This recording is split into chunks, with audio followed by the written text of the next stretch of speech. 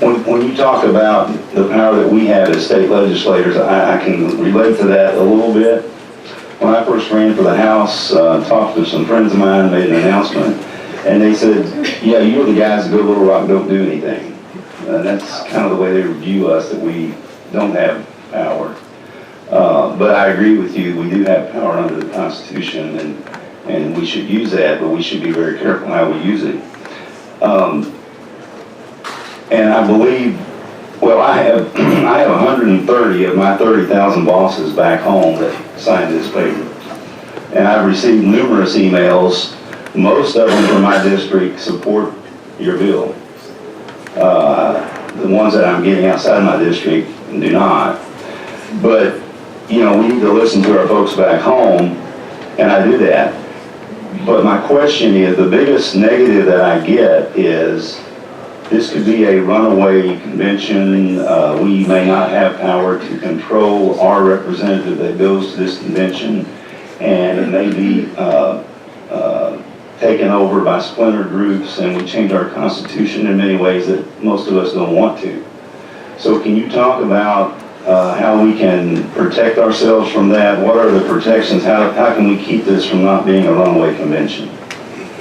Yes, sir, Representative, thank you for that question, and that is the primary question that I hear all over the country. It's summarized as the runaway convention argument. I'd like to describe the process of the convention, how it works and why it cannot run away, but I'd like to start with the back end of the process, because I think that's the most important part. It is the fail-safe in the process.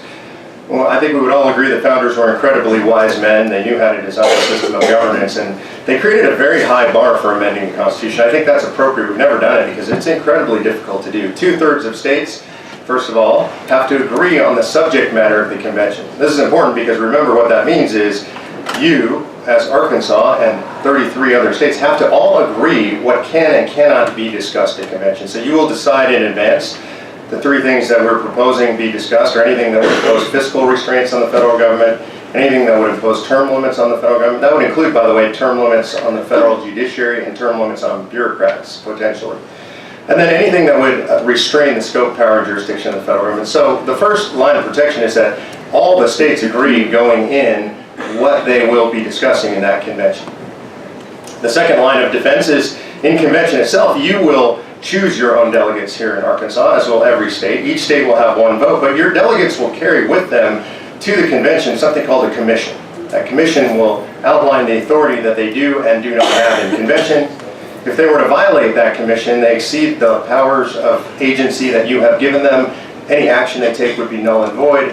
You have the ability to withdraw their commission at any time and replace them with a new delegate. In the end, the most important thing to know about a quote-unquote runaway convention, other than it can't happen, is let's presume that I'm wrong in everything I say. There are many more protections. I just don't want to take too much of the committee's time.